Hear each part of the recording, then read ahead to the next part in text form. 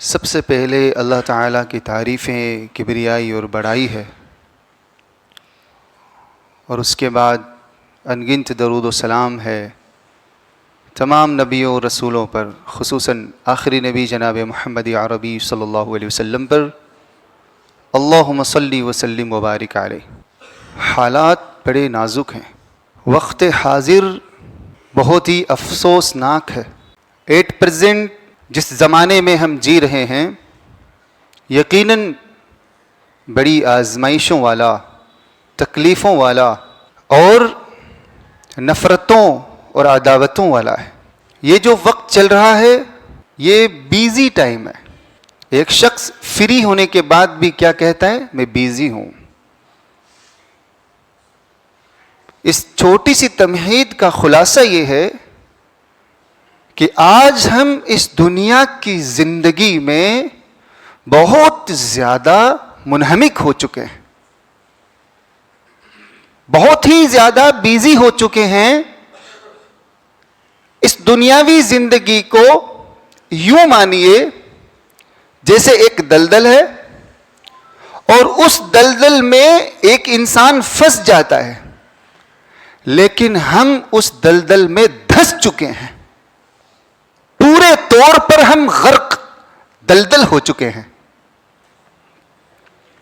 اور یہی وجہ ہے کہ آج ہمارے لیے جذباتی طور پر اللہ کی، رسول اللہ صلی اللہ علیہ وسلم کی، قرآن کی، اسلام اور دین اسلام کی عزت رہ گئی ہے جذباتی طور پر۔ عملی طور پر ہمارے اعمال کے اعتبار سے دنیا سب سے آگے ہے۔ اللہ کی، رسول اللہ کی، قرآن کی، دین اسلام کی کوئی پرواہ نہیں ہوتی ہے، کوئی فکر نہیں ہوتی ہے۔ اور یہی وجہ ہے وقت حاضر میں ان حالات کو دیکھتے ہوئے اگر ہم فیصلہ کریں تو بڑی ہی خستہ حالی ہے، پسماندگی ہے، ذلت ہے، رسوائیاں ہیں۔ یہی وجہ ہے۔ اگر ہمارے معاملات کچھ چینج ہو جائے، اللہ کے لیے، دین اسلام کے لیے ہماتن ہر وقت ہم فری رہیں، جیسے قرآن مجید پڑھنے کے لیے کچھ وقت نکالیں، نماز پڑھنے کے لیے کچھ وقت نکالیں، جیسے اور بھی دینی ایسے کام ہیں جو معاشرے کے لحاظ سے، سوشل ورک ہوتے ہیں، سوسائٹی کے لحاظ سے ان کے فوائد، ان کے فائدے کے لحاظ سے جو کام ہمیں کرنے ہوتے ہیں وہ نہیں کرتے، ان کے لیے وقت نکالنا۔ دین اسلام کے لیے، یعنی دین اسلام پر چلنے کی وجہ سے اخروی زندگی جو ہماری بہترین بننے والی ہے، سنورنے والی ہے، اس کی تیاری میں ہم اپنے وقت کو صرف کرنا شروع کر دیں۔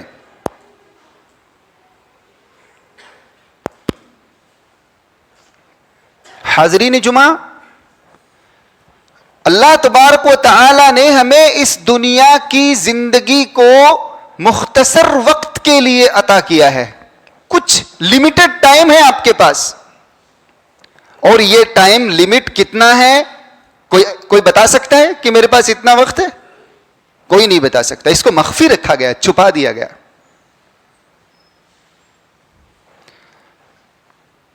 ان اللہ عنده علم الساعہ، یہ بھی چھپا دیا گیا کہ قیامت کب قائم ہوگی۔ وَيُنَزِّلُ الْغَيْثَ، بارش کہاں برسائی جائے گی، کتنی برسائی جائے گی، چھپا دیا گیا۔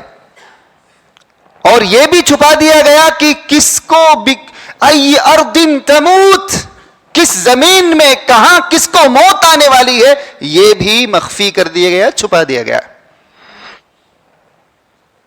اس لیے تمام حاضرین، میں گزارش کروں گا آپ سبھی کو اس تمہید کے عوض بدلے میں اس دنیاوی زندگی کو سمجھیے۔ آپ، یہ سراسر دھوکہ ہے آپ کے لیے، اس میں انہماک رہنا بیزی مشغول رہنا اپنی آخرت کی زندگی کو تباہ برباد کرنا ہے، یاد رکھنا۔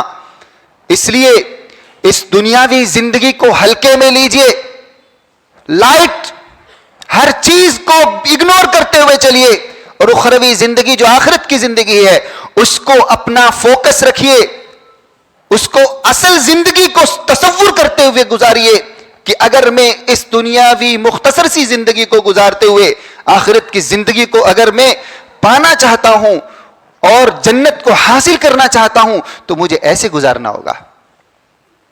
اللہ تعالیٰ نے قرآن میں ارشاد فرمایا وَمَا الْحَيَاةُ الدُّنْيَا إِلَّا مَتَاعُ الْغُرُورِ، یہ دنیا کی زندگی صرف دھوکے کا سامان ہے۔ کیا مطلب ہوتا ہے دھوکے کا سامان؟ من جملہ یہ کہ ہر جگہ دھوکہ ہی دھوکہ ہے۔ اللہ اکبر۔ جو آپ کو دور سے اتنا اچھا اور بہت ہی خوبصورت نظر آتا ہے، جیسے ہی قریب پہنچو وہ ہباء منثورا ہوتا ہے، وہ اس کی خوبصورتی ختم ملتی ہے۔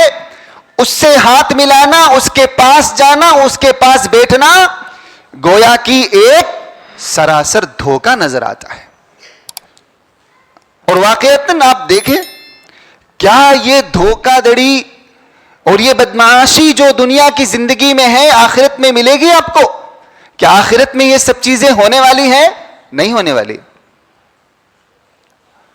اتنی شرافت چہرے پر اور اتنا عاجز، پر صبر، پر نور چہرہ، لیکن اندر جو چھپا کر رکھا ہے بغض و حسد، وہ چیز اس سے ملنے اور اس کے پاس بیٹھنے کے بعد ظاہر ہوتی ہے۔ اس لیے عزیزان گرامی، آج جو ہماری پست حالی ہے، جو پسماندگی ہے، اس کی سب سے بڑی وجہ ہے دنیا سے لگاؤ ہم نے رکھ لیا ہے۔ اپنے مطلب کے لیے ہم جو چاہتے ہیں وہ کرتے ہیں، مطلب نکلنے کے بعد ہم سب کو بھول جاتے ہیں۔ اس دنیاوی زندگی کو سمجھیے دوستوں، اس دنیاوی زندگی میں ان دنیا دار لوگوں کو، ان انسانوں کو خوش کرنے کے لیے ہم اللہ کو ناراض کرتے ہیں، رسول اللہ صلی اللہ علیہ وسلم کو ناراض کرتے ہیں، اور دین اسلام سے بالکل بیزار ہو جاتے ہیں، دین اسلام سے دوری اختیار کرتے ہیں۔ اب ہمارے معاملات اس دنیا کے اندر دیکھیے، پست حالی اس قدر ہے، ذلت و رسوائی اس قدر ہے، لیکن کیوں ہے؟ یہ کیسے ہو گیا؟ یہ صحابہ کرام کے ساتھ کیوں نہیں تھا؟ اللہ تعالیٰ نے ان کو اتنی عزتوں سے کیوں نوازا تھا؟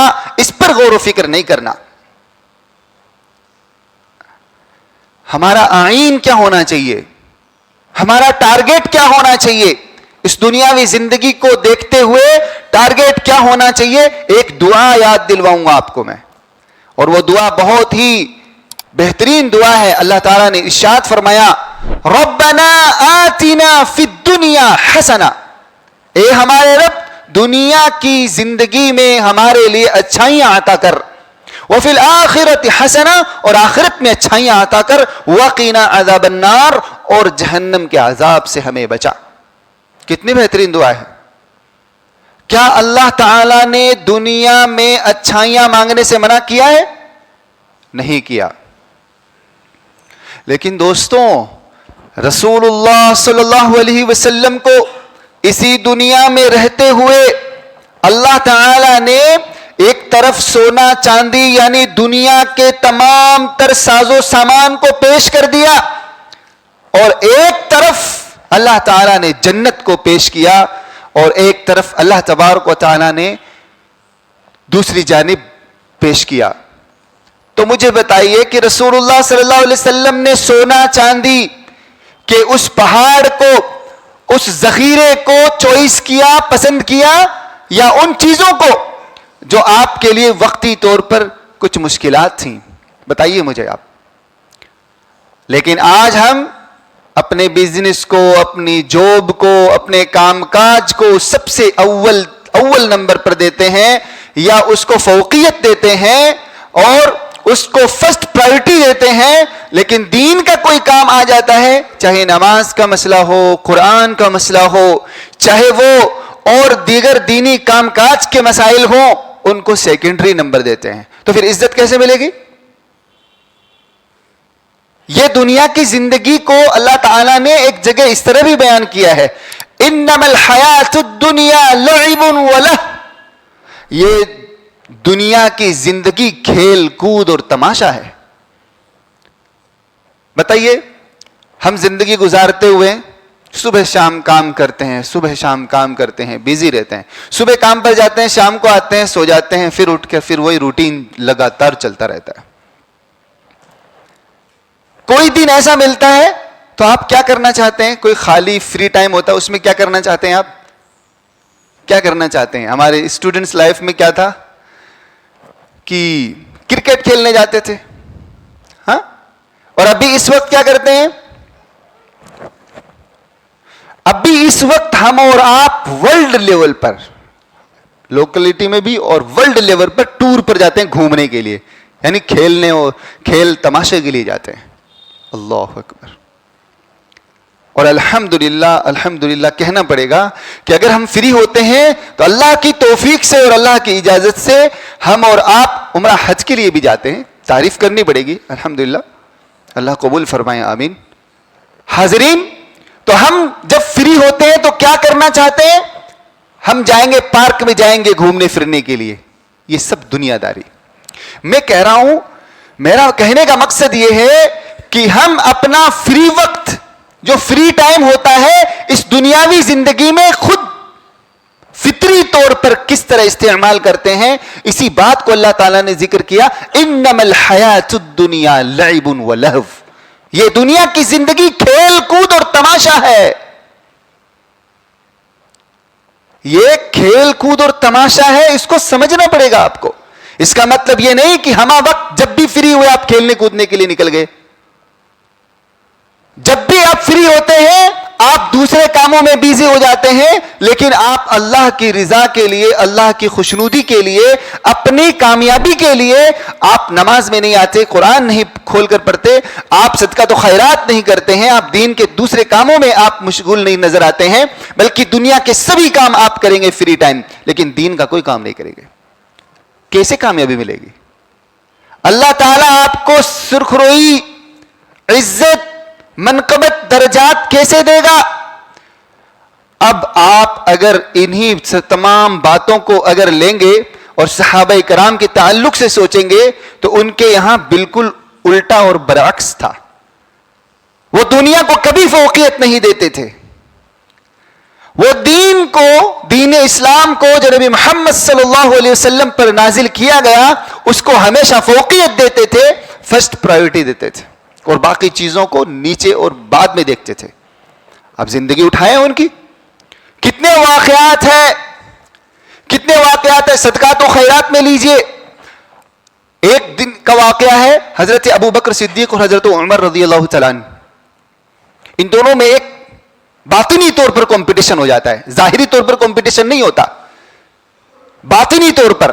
تو اسی کمپٹیشن میں آپ دیکھیں گے کہ حضرت ابو بکر صدیق رضی اللہ عنہ اپنے گھر کا پورا سامان جو دنیاوی زندگی کو گزارنے کے لیے ضرورت ہوتی ہے, سب کچھ نکال کر اللہ کی راہ میں انہوں نے خرچ کر دیا.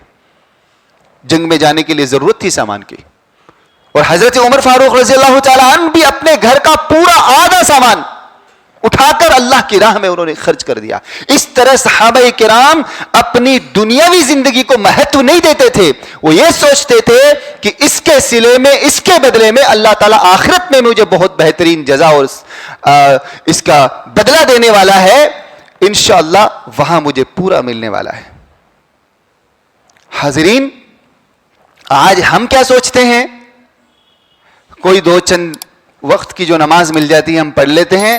ہاں 5-10 روپے جو ہوتے ہیں صدقات و خیرات کے نارمل جو ہم ادا کرتے ہیں, لیکن اللہ کے گھر کیسے چلتے ہیں, اللہ کے گھروں کو کیسے چلایا جاتا ہے, ان میں کس طرح کے اخراجات ہوتے ہیں, اس میں کیسے امام کی سیلری ہوتی ہے, کیسے الیکٹریسٹی بل نکلتا ہے, کس طرح ہوتا ہے, ہم اللہ کے گھروں کو اسپیشلی خصوصی محلے میں رہنے والوں کو اس ذمہ داری کو بھی سمجھنا چاہیے اور اس میں بڑھ چڑھ کر حصہ لینا چاہیے.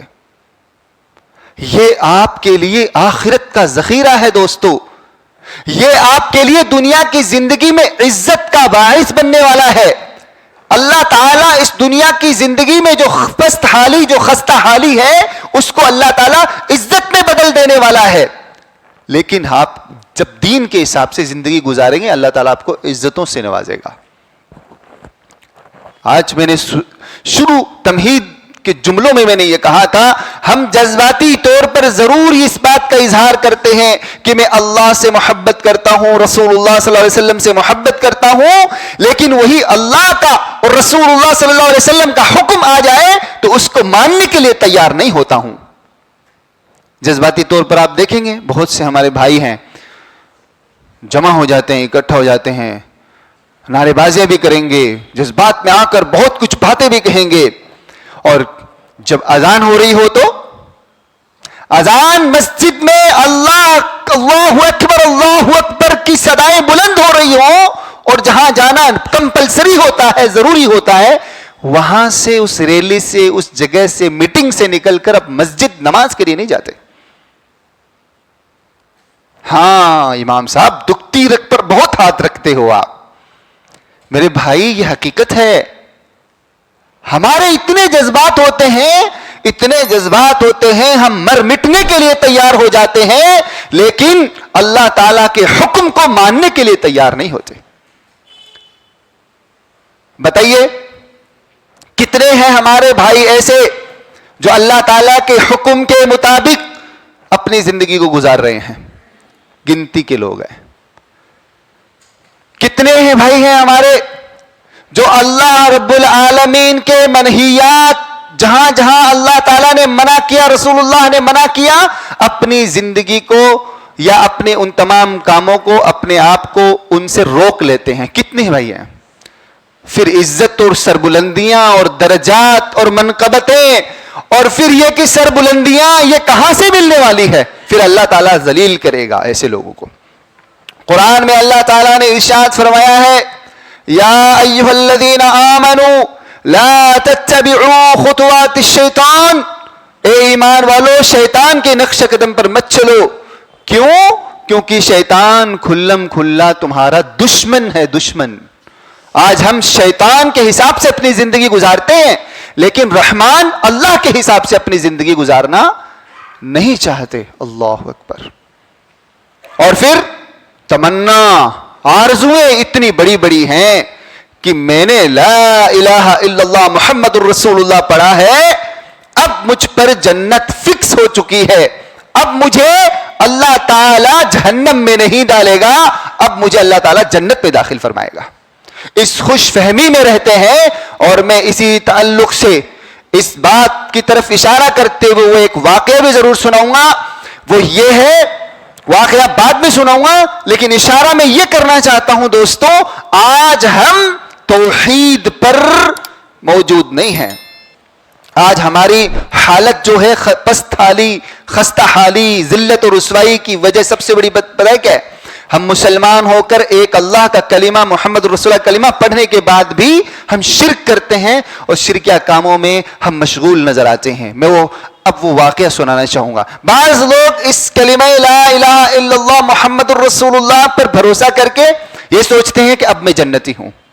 تو سن لیجئے, یہ واقعہ توحید کے متعلق ہے. ایک بار کا واقعہ ہے, رسول اللہ صلی اللہ علیہ وسلم صحابہ کرام کے ساتھ میں بیٹھے ہوئے تھے. اچانک کچھ کام ہوتا ہے یا اللہ کا حکم ہوتا ہے, آپ وہاں سے نکل کر چلے جاتے ہیں. صحابہ کرام کو اتنی ٹینشن ہوتی تھی, اتنی فکر رہتی تھی نبی محمد صلی اللہ علیہ وسلم کی, کہ وہ اپنی آنکھوں سے اوجھل نبی کو دیکھنا نہیں چاہتے تھے. اللہ اکبر.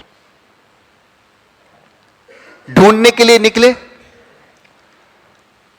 تو آپ صلی اللہ علیہ وسلم کو ایک باغ میں جس کے چاروں طرف دیواریں تھی، ایک کنویں کی آڑ پر، پال پر، دیوار پر بیٹھے ہوئے پایا. تو سب سے پہلے کون پہنچے ہمارے نبی صلی اللہ علیہ وسلم کے پاس؟ حضرت، میں نام بول رہا ہوں، حضرت بلال ہیں یا ابو ہریرہ رضی اللہ عنہ، غالباً بلال رضی اللہ عنہ ہے. یہ سب سے پہلے پہنچ گئے نبی صلی اللہ علیہ وسلم کے پاس. پہنچنے کے بعد اور وہ سب لوگ چاروں طرف دیواروں کی طرف ڈھونڈ رہے تھے. نبی صلی اللہ علیہ وسلم نے کہا تم میرے پاس آ چکے ہو، ٹھیک ہے، ایسا کرو، یہ میری جوتی لو، نعلین، نشانی کے طور پر یہ کہو کہ مجھے نبی نے بھیجا ہے، دیکھو میں نبی کی جوتی لے کر آیا ہوں، مجھے نبی نے بھیجا ہے، اور جا کر ان سے کہہ دو جو مجھے ڈھونڈتے ہوئے آ رہے ہیں، اعلان کرتے ہوئے کہو کہ جس نے لا الہ الا اللہ کہا وہ جنت میں داخل ہوگا. اب اتفاق سے حضرت بلال رضی اللہ تعالیٰ عنہ یا حضرت ابو ہریرہ رضی اللہ تعالیٰ عنہ کو سب سے پہلے حضرت عمر فاروق رضی اللہ عنہ مل گئے. اللہ اکبر. اور وہ بڑے جلیل القدر صحابیوں میں سے آتے ہیں. ان کا جلال اور ان کا جو رعب و دردبہ ہے وہ بہت اسپیشل ہے. اسلام ہسٹری کے اندر آپ پڑھیں گے بہت الگ طرح کے انسان مانے جاتے ہیں اور کہے جاتے ہیں. انہی کے بارے میں آتا ہے کہ جب یہ کسی راستے سے گزرتے ہیں تو شیطان اگر آنے لگے تو راستہ بھی بدل دیتا ہے. یہ حضرت عمر فاروق رضی اللہ تعالیٰ عنہ یہ سب سے پہلے مل گئے. ملنے کے بعد جب انہوں نے یہ پیغام پہنچایا تو ان کو بہت عجیب سا لگا. یہ بات تم کیسے کہہ سکتے ہو؟ اور انہوں نے ایک اٹھا کر ان پہ رسید کر دیا مارے غصے کے، کیونکہ جو چیزیں حضرت عمر فاروق رضی اللہ عنہ نے سوچی تھی وہ حضرت بلال رضی اللہ عنہ کو نہیں پتا تھی. پھر اس کے بعد وہ اہو بکا کرتے ہوئے نبی صلی اللہ علیہ وسلم کے پاس مقدمہ پیش کر دیا. اے اللہ کے رسول صلی اللہ علیہ وسلم، میں گیا یہ پیغام پہنچانے کے لیے، حضرت عمر رضی اللہ عنہ نے مجھ پر اس طرح زیادتی کی ہے. اللہ اکبر. کتنا سنگین مسئلہ ہوتا ہے. کیا ہم اور آپ ہیں؟ آج اگر کوئی شخص اس طرح کی اگر کوئی بات کہنے لگے اور وہ شرعی طور پر اس کا ایک نقصان ظاہر ہو تو کیا ہم میں سے کوئی شخص ہے جو طاقت رکھتا ہو اور بہادری رکھتا ہو، اس بات پر شجاعت رکھتا ہو کہ وہ اسے روک سکے؟ حضرت عمر فاروق رضی اللہ تعالیٰ عنہ نے کہا، اللہ کے رسول صلی اللہ علیہ وسلم، کیا آپ نے سچ مچ یہ بات کہی تھی؟ کہ ہاں یہ بات میں نے کہی تھی، اور یہی وجہ تھی کہ میں نے نشانی کے طور پر جوتی بھی ان کو دی ہے. اے اللہ کے رسول صلی اللہ علیہ وسلم، آپ ایسی بات نہ کہیں، آپ ایسی بات نہ کہیں. امت اس کلمے پر بھروسہ کر کے بیٹھ جائے گی، پھر اس کے بعد دیگر کام چھوڑ دیں گے. امت محمدیہ صلی اللہ علیہ وسلم بس صرف یہ کلمہ پڑھ کر اسی پہ اعتماد کر دے، بھروسہ کر کے بیٹھ جائیں گے، اس کے بعد جتنے نیک اعمال ہیں سب چھوڑ بیٹھیں گے. اب یہ بتائیے اس واقعے سے آپ کو کیا لگا؟ اس واقعے سے آپ کو کیا سمجھ میں آتا ہے؟ صرف ہم کلمہ پڑھ لیں گے ہم مسلمان ہو گئے؟ مسلمان کی ابتدا ہے کلمات. یہ کلمہ لا الہ الا اللہ محمد الرسول اللہ سے آپ اسلام میں داخل ضرور ہو سکتے ہیں، لیکن داخل ہونے کے بعد اس کے جتنے لوازمات ہیں، اس کے جتنے جزئیات ہیں، اسلام کو پریکٹیکل لائف میں لانا ہوگا.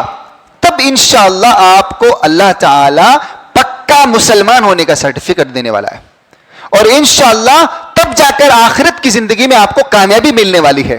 اس دنیا کی زندگی کو سمجھیے دوستو، اس دنیا کی زندگی کو سمجھ کر چلیں گے تو انشاءاللہ اللہ تعالیٰ اس دنیا میں عزت دے گا آپ کو، اور آخرت میں ایسی عزت سے نوازنے والا ہے، ایسی عزت کوئی نہیں دے سکتا آپ کو جس کی آپ یہاں اس دنیا میں بھیک مانگتے ہیں کہ مجھے کوئی عزت دے دے، میرا کوئی درجہ بڑھا دے، مجھے وہ فلاں کرسی مل جائے، مجھے وہ منقبت مل جائے. اللہ تعالیٰ ایسا مقام دے گا کہ اس کا آپ پوری زندگی بھر افسوس کرو گے، کاش کہ میں وہ کام بھی کر لیتا، کاش کہ وہ کام مجھ سے چھوٹ گیا تھا، میں کرنے ہی والا تھا، مجھے لوگوں نے روک دیا تھا، آج مجھے اس کام کی وجہ سے اللہ تعالیٰ خوب برکتوں سے اور عزتوں سے نوازنے والا تھا، میں نے نہیں کیا، بہت افسوس ہوگا.